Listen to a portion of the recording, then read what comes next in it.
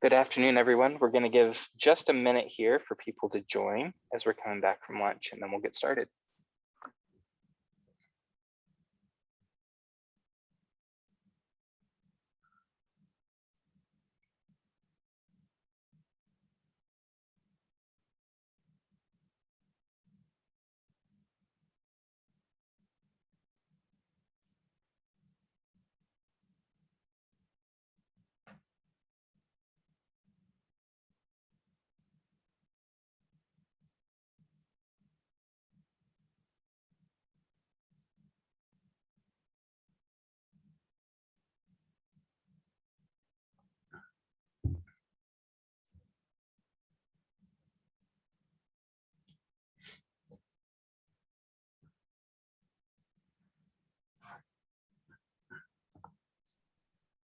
All right, welcome to our last session of our Homeless Summit with our new state homeless coordinator, I guess not so new anymore, Wayne Niederhauser. As we go through this session, Wayne would love to get your questions and really kind of have a discussion with everyone in attendance. So please put your questions into the Q&A box, and you can also raise your hand and we'll be able to unmute you and have you ask your question verbally as well. First, we're going to turn some time over to Trisha Davis for some information, kind of wrapping up the summit and how you can access some of those resources going forward. Trisha? Thank you, Joe. I am going to share my screen here. Somebody tell me if you're seeing the right thing. Is it our website? Yes. Okay, great. Well, first of all, thank you to everyone who has participated in the summit this year. I know with conferences, there are usually multiple sessions that you're interested in, and some of them overlap on the timing. And we've had a couple of requests just to find out how to access the Homeless Summit materials, PowerPoint presentations, and the recordings once we have that up. They are not up yet, but wanted to make sure you know where to find them for future reference. And we'll be sending out reminders as well when we do have the website updated. But just so you know now, if you go to jobs.utah.gov/homelessness, it will bring you to this page. Right now, we've got our Homeless Summit just listed here on our home page, and you'll be able to click on that. And this is where you'll be able to find the information. They'll be available via YouTube, but the links to access those will be found here. So if there's any follow-up questions on that, please let Stephanie Leeds or I know, and we can get you more information, but appreciate all of your attendance in this summit, and hopefully we'll see you next year back in person. Thanks. I'll turn it over to you, Wayne. Thank you, Trisha. This is probably the first time I've been before such a large group of people without being there personally. So it's a little different speaking to a lot of people I can't see.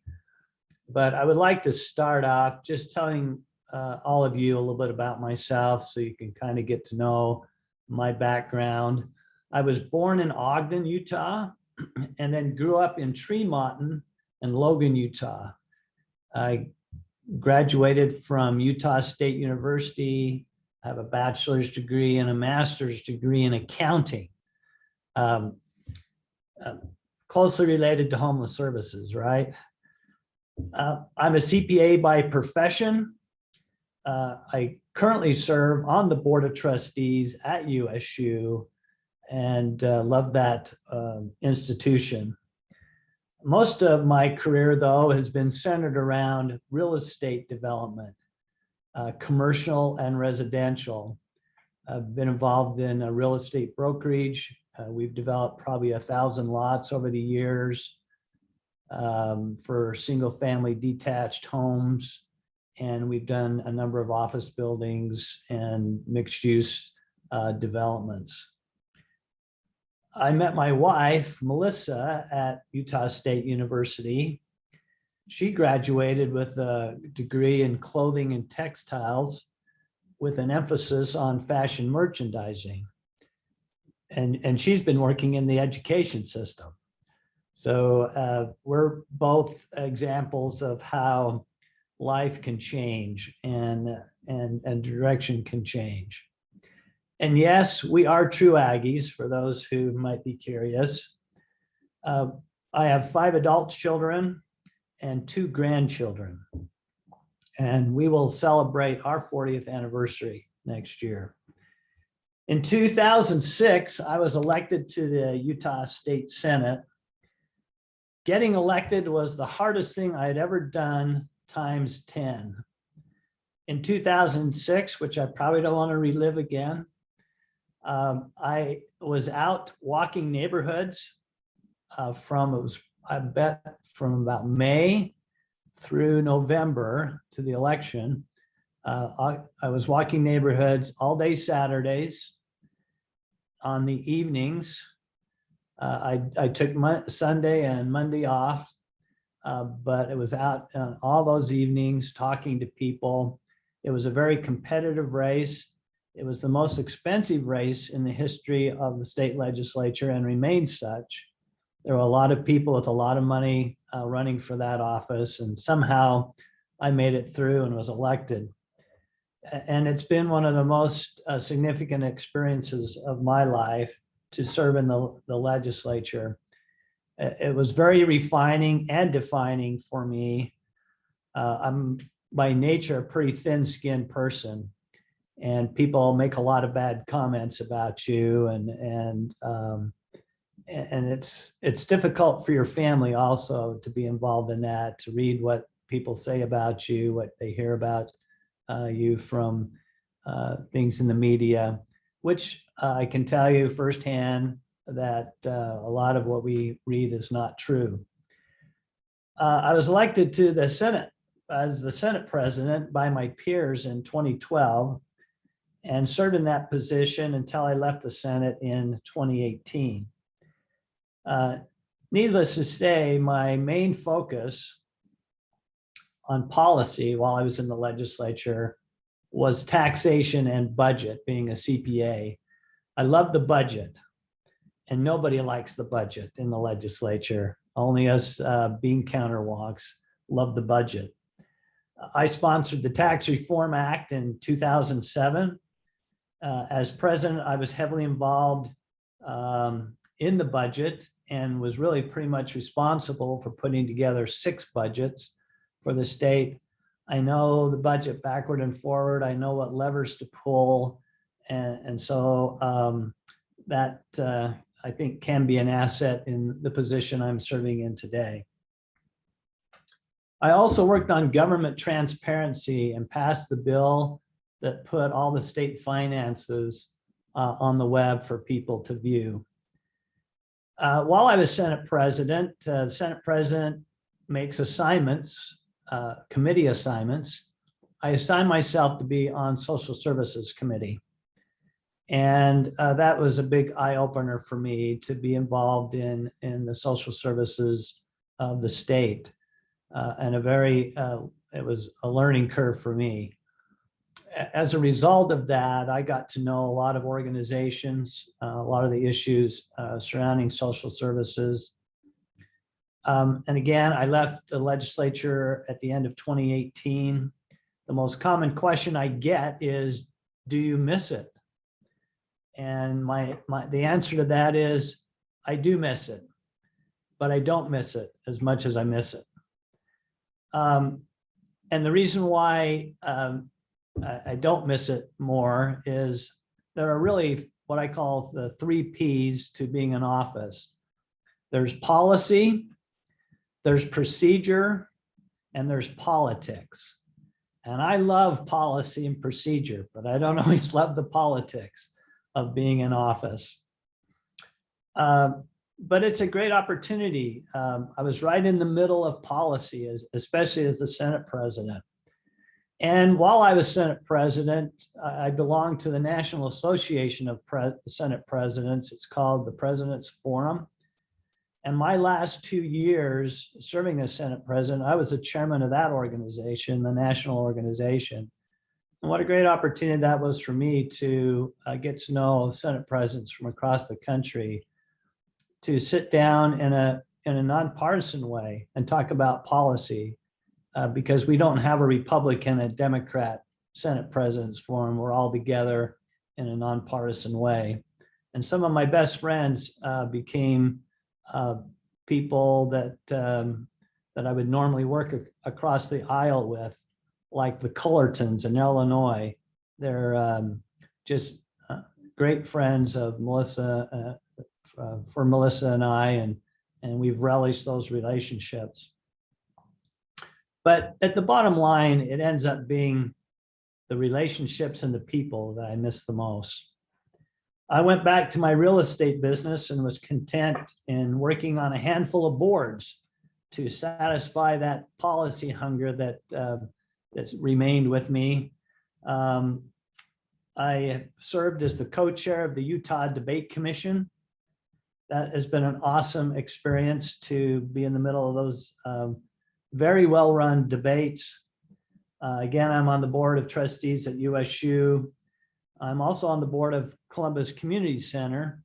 And many of you are probably familiar with that organization, which has informed me quite a bit about some of the things that we deal with in homeless services. Columbus focuses on helping people with disabilities, Down syndrome, and other disabilities to live on their own, to have a job and to give back. And it's an exciting thing that they do. I was also the co-chair of the Olympics Exploratory Committee and served on the Utah Committee for the Olympic Games on their executive committee, which I've resigned from because I can't do all of that and give homeless services the attention that I need. But that was such a great opportunity to be involved with getting the Olympics back here to Utah. And you know, I also, just as a sideline, I'm a big fan of policies with regards to clean air, and try to do my part in that. So my children and my wife always laugh at me because I have everything that's electric, battery powered. My mower is battery powered. My snow blower is battery powered. My cars are battery powered. We have solar panels on our house. So maybe we've gone a little bit overboard, but my other tools like the edger, the weed eater, they're all battery powered. And many people don't know that about me, but that's kind of a hobby of mine. In 2020, at the end of 2020 or mid 2020, I was asked to be on the Kim Gardner Institute group that defined how the governance for state homelessness would be, how that would be conducted. And of course, we all know that was led by Natalie Gochner. And the result of that was House Bill 347 in this last general session in January through March of 2021. Not expecting that anything would result of that as far as this position is concerned. I'm happily moving along in life, working in my business, and I get a call from John Pierpont and asked me if I would consider doing this. At the time, I thought I didn't want to do that, but if the governor calls, I don't want to tell him no. So I went through a process to determine whether I should take this position on or not. And as I went through the list, there was really no good reason to do it other than it's the right thing to do. And it is the right thing to do. And I am just amazed at how many of you have done this for so long, know so much, and have given so much compassion and effort towards helping people who are experiencing homelessness. And I respect you completely and applaud all that you've done. So I was appointed in April, and I come into this with a high knowledge of policy issues surrounding homelessness because of my experience in the legislature. But I didn't know a lot, I have to admit, about the details of homeless services. And so the learning curve for me has been high. I do come with kind of a PhD in the legislative process, and I think that's why the governor asked me to be in this position, so that I could help with policy and budget that is such an important part of what we do in the homeless services. And I have to admit, and I do so and have done a number of times, I admit that I've had a lot of misconceptions, and I had a lack of understanding about what it takes to administer and work in homeless services. And again, I applaud all of you who do such a great job. As a result, after taking this position, I worked hard to listen and discover and experience some things for myself. So what have I learned and what have I experienced? I'd like to go over that just a little bit. After being appointed, I've taken a statewide tour, and I'm yet to go to Blanding, Moab, and Uinta Basin. And for those who are from those areas, we are going to be down to visit all you folks because we want to see what you're doing in those areas. But I realized that homelessness is a statewide issue, from St. George to Logan, from Wendover to Vernal. There are homeless issues in all parts of this state. And the state is fortunate to have so many awesome providers who are serving with compassion and limited resources, by the way. Here's just a couple of experiences that I have had. One thing I wanted to do is visit with people who are experiencing homelessness, and to talk with people that have successfully gotten themselves out of that situation. And so I've been on outreach with VOA, on VOA outreach. I've been with the Downtown Ambassadors, who spent some significant time there.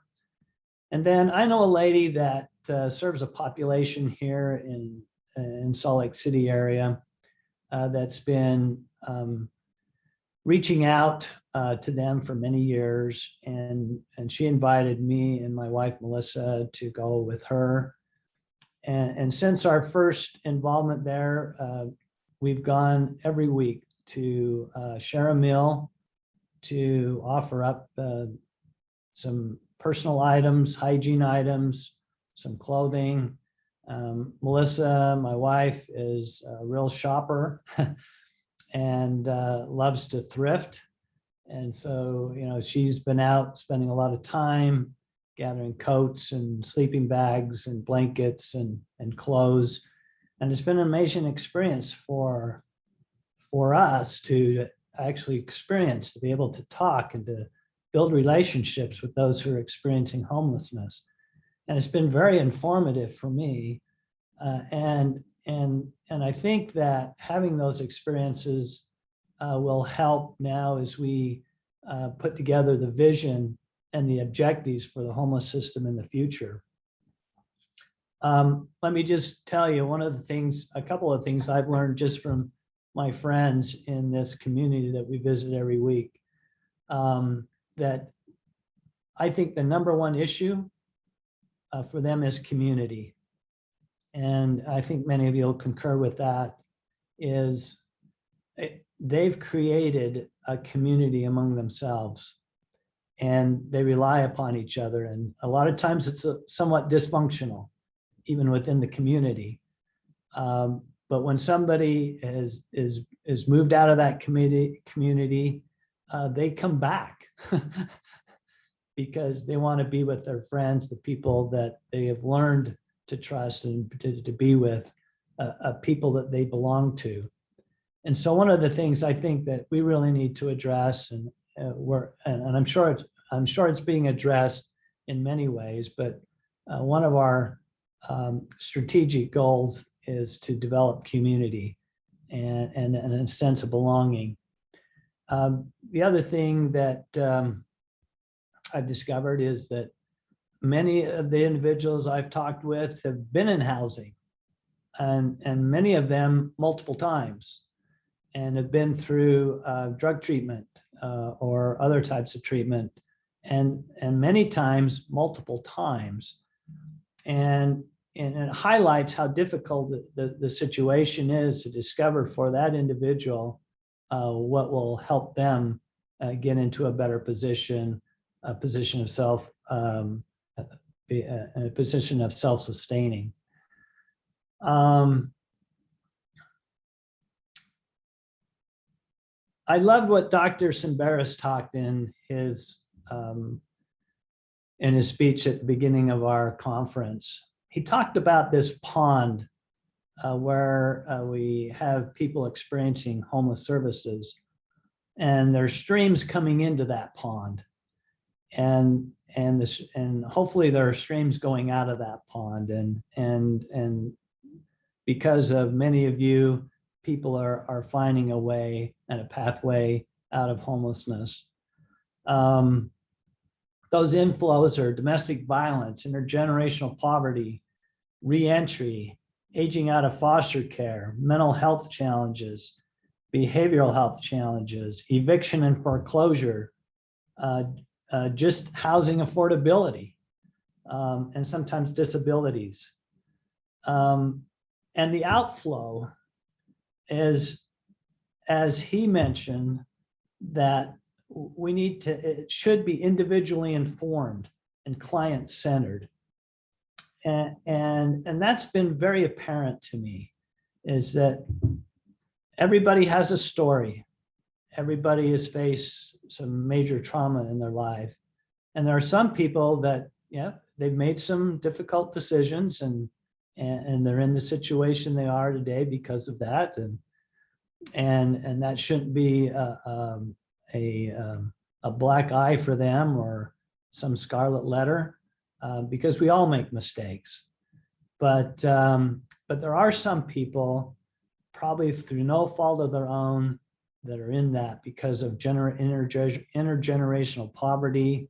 I met a lady the other day who is now self-sufficient, but her mother was on drugs, actually was a drug dealer. From her earliest remembrance, she was around with her dealing drugs, and learned how to do that. And so when her mother passed away, all of a sudden, at a very young age, she became what her mother had been doing. But through some fortunate things for her, she found an outlet out of that pond that worked for her, and she's now in a self-sustaining situation. And I think that's hopefully the goal that we have for everybody that's in homelessness. It's what I've heard about, it's called this functional zero, where our outflow is greater than the inflow. And that people that do have issues in their life, or trauma, or housing affordability issues, they may end up in the system, but their time in the system is brief and non-reoccurring. A couple of things that I've been working on, just for your information. The legislature appropriated $50 million for infrastructure to the Governor's Office of Planning and Budget during the last general session. And in that session, they appropriated the money to be used for ARPA purposes. And that can be housing, that can be water projects, sewer projects, broadband projects. And I was hoping we would get the whole $50 million for housing, but unfortunately that's not the case. I just wanted to report to you, I think we'll know more about the final outcome next week. But there was 3 billion or 1.3 million. Let's see, wait a minute. Yes, $1.3 billion of grant requests for $50 million. And most of those were water projects, sewer projects, other infrastructure. There was about 80 million asked for housing. It looks like housing will get about $7.5 million. And we'll take whatever we can get. It's not final, and we'll know in about a week. But I thought maybe some of you might be interested in the results of that process. But it's pretty much informed me that we really need to dive into this and get some money dedicated to housing, so we're not in competition with other infrastructure. And because of that, I've proposed that for the governor's budget, that $200 million in ARPA funds or state funds, or a combination of both, be set aside for housing grants for deeply affordable housing. It was presented to the Commission on Housing Affordability that is run by Housing and Community Development. That committee unanimously supported the initiative. And now we've been in process with the Governor's Office of Planning the Budget to get it in the governor's budget. And even when it gets in the governor's budget, to the degree that it does, then it will have to go through the legislative process. This workshop, so to speak, today, it mentioned, listen to Wayne Niederhauser and his vision for homeless services. Well, it won't be my vision for homeless services. We have a great homeless council that's made up of people from around the state, some providers. We've got the directors of a number of departments in the state. This position was created to coordinate all these efforts. And coordination, as we know, is a critical item in making the system work better. And so this vision that we hoped, I think that vision may already be in a lot of people's minds. We are now going to go through a process as the council. We've got a RFP that we're finishing up to hire a consultant to help us revise our strategic plan. And we want to engage people from around the state. So we hope that that you'll be involved in that. We'll be reaching out as we go through that process.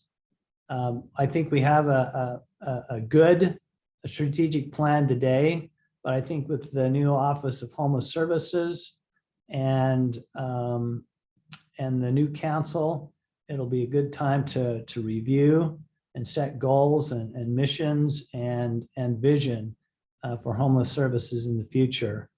But I hope that we get to a place where we're able to find that outlet from the pond for every person and have hope for every person, no matter what their situation is, so that we can get them to a point of more self-sufficiency in their life.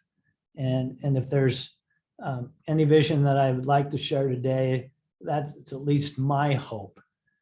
But whatever vision we come up with, it will be something that we hope will be a more shared vision for the future. I'm going to leave it at that and maybe now address other issues or talk about other things on a question and answer basis. When I was in the legislature, during every session, I would do town hall meetings. And I actually love to do that, where we'd come together and talk about issues, ask questions, talk about answers, talk about policy. And so anyway, let's go into that section now. Okay, we have, so we have one hand raised. So I'm going to allow that person to ask their question, and then Joseph from our office is going to read you some of the questions from the question and answer option. So everyone keep in mind, we have both those options. You can raise your hand and ask verbally, or you can submit a question through the question and answer option. But the first person with their hand raised is Kay Luther. Kay?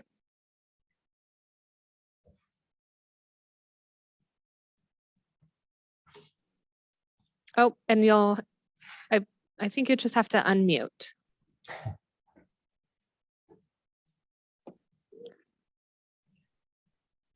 Perhaps it was an accidental hand raise. Okay. All right, we'll come back. If you did want to ask the question, just let us know. Raise your hand again. Okay, Joe, you want to go?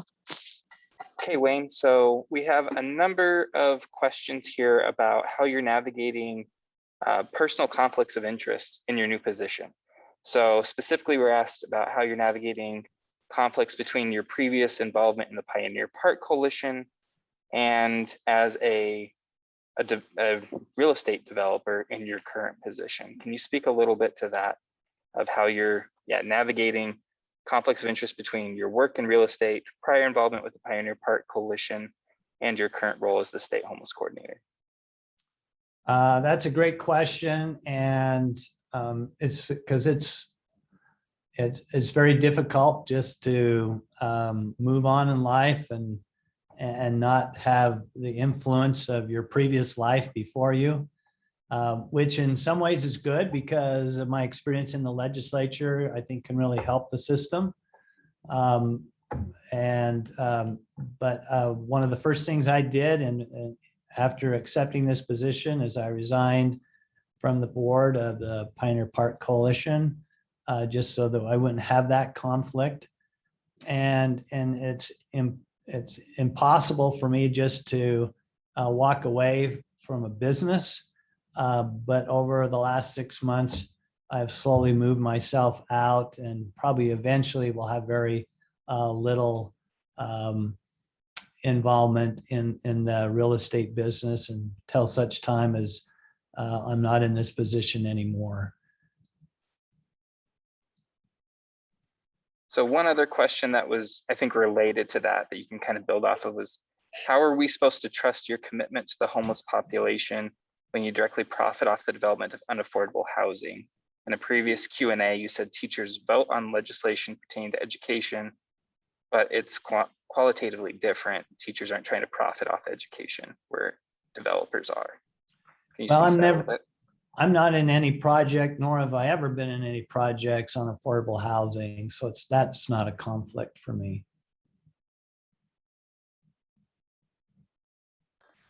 Next question is, what do you see as the biggest thing currently occurring to combat the homeless crisis? And what do you see as the single biggest challenge to improving the plight of the homeless?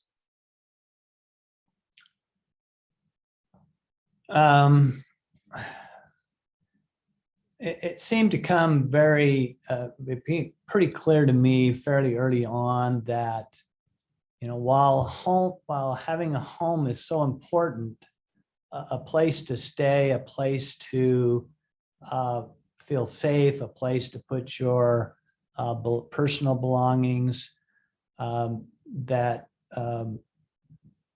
it's chronic homelessness is the challenges of it are probably more because of mental and behavioral health. And that's come from actual experience. And that's probably also a little bit of an answer to the previous question, is I've taken on to understand this by having actual experience. I've developed friendships with people who are experiencing homelessness. I've talked with a lot of individuals who have been homeless, but are yet now back in a self-sustaining situation. And so, which makes the answers to these difficult questions very challenging, because a lot of the trauma that has led to a behavioral or mental health issue is not something that can be solved overnight. It will take time. And it's important, at least from my perspective at this point. And I have to say, I still have a lot to learn. But it seems to me that people are not going to heal from those situations without being in a stable housing situation, because it's very difficult to do that living on the street or in a congregate shelter. And one of the experiences that I've had also with regards to experience is, and I don't know if it's kind of this cart before the horse type of thing, which came first, the chicken or the egg. I've heard people say that because of drugs, somebody has taken on a mental health situation, or was it the mental health situation that created the drug problem? And for me, that doesn't matter. The person's in that situation regardless, which one came first. And so, but these are very difficult. There's a TED Talk I watched not long ago with a Dr. Amador who talked about anosognosia. And anosognosia is a condition that comes with schizophrenia, bipolar, and other mental health issues. And many people already know what this is, but this is something I've learned is it's an unawareness of your situation. And it was very informative to me how very difficult that it is. And that how, because it's difficult and because it's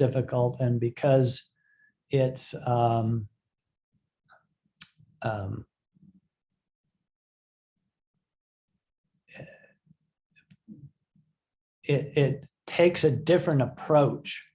And he talked about a story of his brother. They were immigrants from Cuba, and his brother was a little bit older than him, kind of functioned as kind of a father figure for him. But later in his early adult life, his brother had now showed signs of schizophrenia. And Dr. Amador is an expert in this area. And he talked about how this comes on us like a disease, like Parkinson's disease. But his brother, it created quite a conflict in their family between him and his brother, because he was trying to get his brother help, but his brother didn't think he needed any help. And but later, 7 years later, after learning and studying more about this, he took a different approach. He called it the LEAP approach. And I first heard about this approach from Brian Higgins, who's on our council. He's on the council because he's experienced homelessness. And so, at least what I'm learning is this is going to take different approaches than what we naturally take to help people find their outlet out of that pond, so to speak. I'm not sure if that answers the question, but at least that's hopefully gives a little more of a direction, or at least what I'm thinking regarding what the biggest challenges are. Thanks. Okay, I'm going to kind of combine two together here because I think they go together. How have your beliefs and philosophies changed since you left the Pioneer Park Coalition? And what are you doing to challenge your ongoing biases regarding individuals who become homeless? Well, first of all, I was only on the Pioneer Park Coalition for actually a few months before I took this position. So I wasn't a long-term member of that council. And so and obviously the individual who's asking questions sees that as a negative. I think the Pioneer Park Coalition has done some good things. And I know that there's been some conflict also. Which conflict I'm hoping that we can come to a point where we can get past that conflict, both the Pioneer Park Coalition and others that feel like they've been a burden to the system. Because I think if we can work together better, the better outcomes we're going to have in the long run. So I really wasn't that involved with them. And my effort that I've taken on since I came into this position to go out on outreach, to visit our providers all over the state, that's where I've gotten my experience and my learning. And from our office, the Office of Homeless Services has we have great people working there who've worked in homeless services before they've worked in these positions. They've been very helpful, and very patient with me as I've been trying to learn more and experience more. Thanks. What's the most important lesson that you've learned as you've gained a more personal understanding of homelessness? The first, one of the things, probably the most important thing I've learned is that listening is probably the thing that we need to do the most. Listen more, talk less, and that's listening to people who are experiencing homelessness. That's where we get a greater understanding of what people are facing. And, you know, it's been an amazing experience for me and for Melissa to have that experience. It's changed our life. And I think we'll, at least as long as we're able, we'll be involved, whether I'm in this position or not, just trying to help individuals and help them find their outlet from the pond. Great. Number of questions about some of the advocacy that you are doing at the moment. So can you talk about what you're doing to increase education about homelessness in Utah amongst the legislative body? And then there's some specific questions about what you're doing to address the lack of affordable housing in the legislature, as well as an office around things like rent. And if you're feeling like there's support from elected officials around addressing affordable housing. Well, one of the things I've been thinking about is that I'm pretty, I'm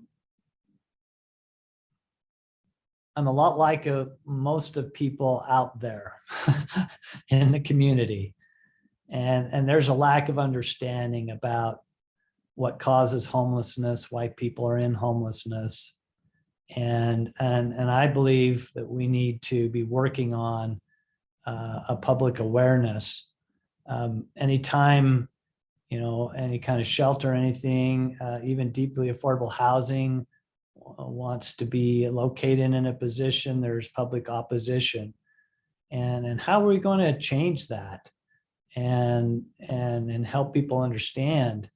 I think we need to have some kind of a public awareness. And so, you know, that's something yet to be worked on. It's something that I will like to discuss with the council. And you know, that there's a lot of ways to do that that may not need to involve the legislature. But already I've had an opportunity to talk about this with members of the legislature and committee hearings. They're hearing this perspective from me now, and they might think it's a little unusual coming from me.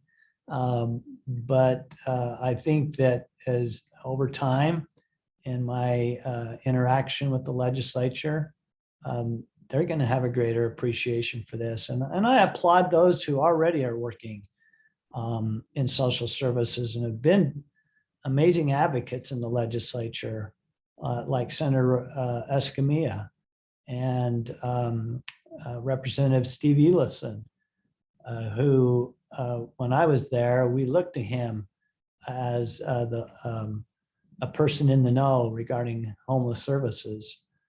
But there's no question in my mind that there needs to be greater public awareness, greater public appreciation for this. As far as the housing situation is concerned, we're diving right into that. There's a $200 million ask. Hopefully we'll get into the governor's budget. May not be 200 million, but even if we get 100 million or even 50 million, it will all help. And but I'm hoping we get the full amount because we need all of that and more. And this is a great time to get those funds because there's a lot of one-time funds going available. But we also need to be thinking about how we create a sustainable housing model. And that's having case management built into the housing model. And if we can help those who are developing affordable, deeply affordable housing by buying down a debt stack and help and allowing that money to be used for case management, then we create something that's more sustainable long-term by turning one-time funds into ongoing funds. And there's a lot of nuances around that, and we're going to have to figure that out. And I'm sure we will through the legislative process. But I'm very optimistic that we're going to get some more funds for deeply affordable housing. The question is now, how do we deal with that ongoing? And that's a question yet to be asked. A question yet to be addressed, excuse me. Okay, our next question comes from the raised hand section. Stephanie Schubert. Hi, can you hear me? Yes, Stephanie. Hi. So I have a question. What will you do to support the undocumented homeless population who does not have access to resources such as Medicaid, food stamps, any social security benefits, and often has the highest shelter nights and absolutely no options for housing? Well, that's a great question, and it's not anything that I've been involved with in addressing yet. This would need to be addressed on a federal level, and so let's get together as a statewide system. Let's talk with our national representatives regarding this, because it would need to be something that we need to be changed on a federal level. If it's a state issue, then that's a little easier. We can do that on a local level here with the state legislature.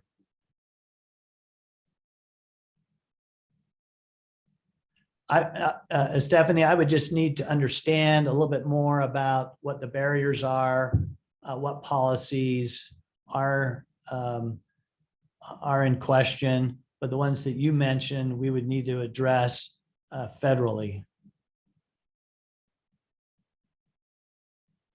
Wayne, what are your thoughts on balancing priorities in LHCs and the lack of funding? Well, that's one of the things that we've been talking about as an Office of Homeless Services, is how do we support our LLCs in a more giving more support to our LHCCs, many of which have shoestring budgets, and it's difficult, especially in a smaller rural area of the state. Some of our larger ones, like here in Salt Lake County and Utah County and Weber County, there's enough resources to, there's never enough resources, but at least there's enough that they have some full-time people working in their coordinating councils, which I see as critical to the system. So we are actually trying to get um, we have to get this through the legislature, but we've asked for 3 more individuals to work in our office to help with at least the balance of state where most of the counties are, most of the LHCs are, so that we can offer a broader and deeper support for us, those LHCs, especially where there's in the rural areas of the state. What advice do you have for advocacy groups that are continually combating homeless housing resistance from local elected officials? Yeah, that's perplexing. And it's been a little bit of a surprise to me, especially as we were dealing with the Brooklyn Avenue property, and many of you may not be aware of that situation, but the council approved a $3 million request from Shelter the Homeless a couple months ago to buy the Brooklyn Avenue property, which is the detox facility run by the VOA. And Shelter Homeless was going to buy that building. And this is money that is dedicated to Salt Lake Valley because it was from the sale of the road home on Rio Grande. And I didn't think much about it. It didn't seem very controversial to me when we brought this issue up, but it would be then used for temporary shelter, overflow shelter through the winter months. It would probably provide about 80 to 100 beds for that. It would enable then VOA to take the $3 million on the sale of the Brooklyn Avenue property, the sell to Shelter the Homeless, and buy a larger building out on Redwood Road for detox, and almost double the size of detox, which is an important element, at least in the Salt Lake system. And boy, did we beat the hornet's nest in the ballpark area. There was all kinds of accusations of not being transparent and so forth, and it was very difficult. And I get it. That area of the city, Salt Lake City, already has facilities. So, how do we address this long term? I know that there are legislators considering bills to force some land use issues. Sadly, it's probably going to take a legislative action forcing entities to take on more deeply affordable housing or even a shelter, and which I can tell you right now that'll be a difficult discussion in the legislature because legislature has kind of a libertarian bent to it, and they don't necessarily want to get into local business as far as this is concerned. So yeah, I mean, this is one of the more difficult things that we face as a system. Wayne, can you speak a little bit about what you've learned about rural homelessness and how you've built relationships in those areas? Well, I've been to LHC meetings in Logan, and it's probably not what you would call rural, but they have a lot of rural area there. In Cedar City, there's the 6-county LHC, which I'm yet to get to, so I'm not completely aware of the situations.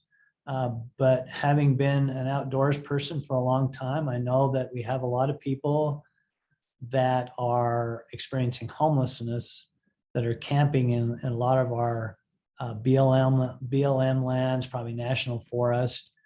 And, I'm very open to discussions about that because that's something I'm yet to consider and to understand better. Thanks. So we have about 5 minutes left here, Wayne. Do you want me to keep giving you questions? Did you have some final thoughts you wanted to share? How do you want to use those last few minutes? Let's take at least one more question and see where we're at.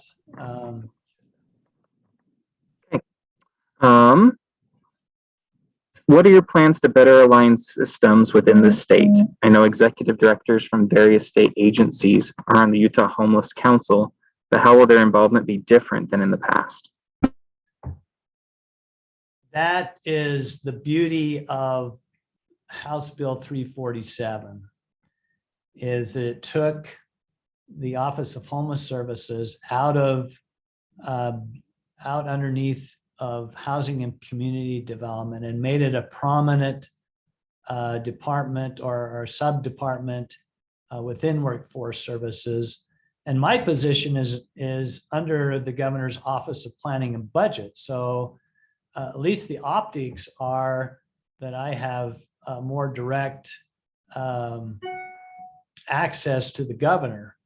And the intent of House Bill 347 is now, with this new,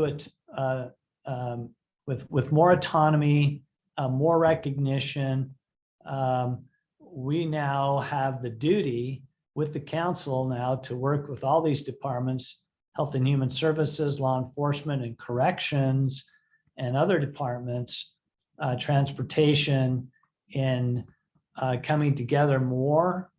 Right now, Health and Human Services, I know many of you are, you get funds from Health and Human Services, you get funds from our office, the Office of Homeless Services, but we don't know what's going on, what they've done, or they don't know what we've done. And so that's what one of the purposes for House Bill 347 is, that we now have the duty as the departments to come together more in a more coordinated way to address the homeless issues across the state. We don't have time to get to all the questions. We apologize. Let's just do one more. Let's do one more, Joseph. Yeah, I'm going to give you kind of two. So the first one would just be for people that still have questions, weren't able to get those in. How can they reach out to you and ask you their questions outside of this? And then my last kind of actual question that was submitted was for people that are looking at your background and wondering why you were appointed to this position. What would you share with them about why they should have confidence that you have the knowledge and the skill to do everything that's asked of a state homeless coordinator? My email address is wniederhauser, NIEDERHAUSER @utah.gov. Please send a question, the unanswered questions from today. And I know when I was put in this position, I knew it would happen, that people would be skeptical. A former Senate president, real estate developer, and I understand where you're coming from. But it's my objective to get out among everyone, to build a level of trust, and at least I've been trying to do that, a level of understanding, a level of experience, and I can tell you right now that I'm not here to bring this top-down approach, but want to be collaborative and work with all the stakeholders and something that works, because our objective at the end of the day is to help people leave the pond. And so I hope we can come together on all that, and backgrounds and stuff at that point won't matter. Thanks, everyone. Thank you, Wayne, and thanks for everyone for joining our Homeless Summit. Our office will be reaching out for feedback on the summit in general and how we can improve it for future years. We appreciate you taking the time out of your busy schedules to be here and participate in these sessions, and hope it was useful for you. Thank you so much, and please let us know if there's anything else we can do to support y'all.